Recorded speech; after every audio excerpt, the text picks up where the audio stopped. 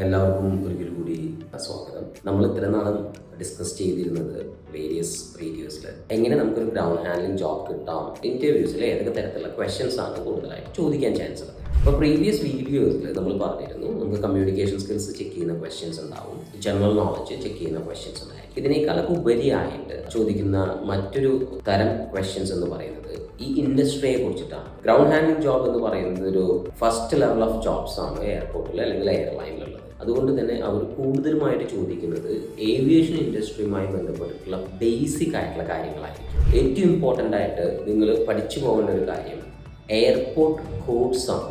Actually ഈ codes ആരാ കൊടുക്കണമെന്ന് ചോദിച്ചു കഴിഞ്ഞിട്ടുണ്ടെങ്കിൽ IATA, ഇന്റർനാഷണൽ എയർ ട്രാൻസ്പോർട്ട് അസോസിയേഷനാണ് ഈ കോഡ്സ് ഇഷ്യൂ ചെയ്യുന്നത്.